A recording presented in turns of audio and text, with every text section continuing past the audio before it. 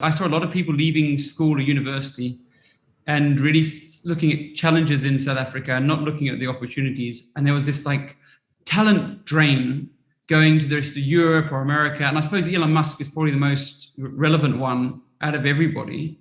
But then there's you that's come, and it's not just you, there's so many Europeans and Americans, international people are seeing those opportunities in South Africa and Cape Town. How did you come about coming to Cape Town? It was more, accidentally, actually. I studied in Germany, in Munich. And I wasn't in tech, I did an international BA or sort of economics degree. And part of our studies, we had to do internships abroad. And I have an uncle in South Africa, so I sort of, okay, well, I'll go.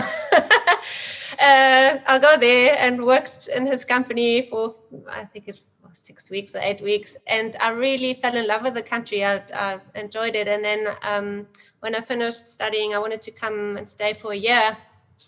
And that year became nearly 3 years. And I joined a company called Dimension Data. They are, I guess, South Africa's biggest IT reseller or network integrator.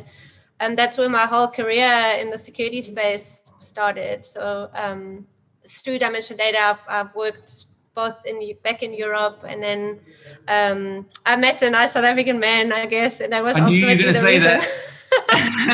That kept you here. Why I ended up.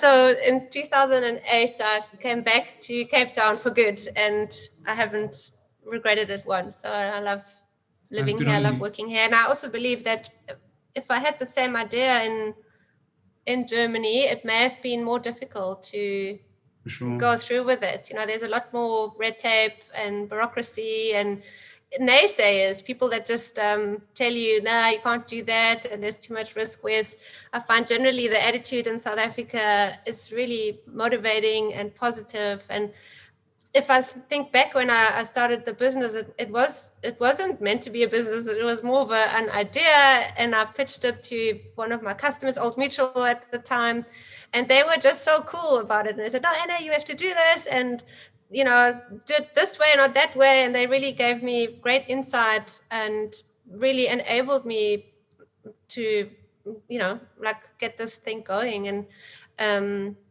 it's through the South African optimism and can-do attitude, I guess, that things can actually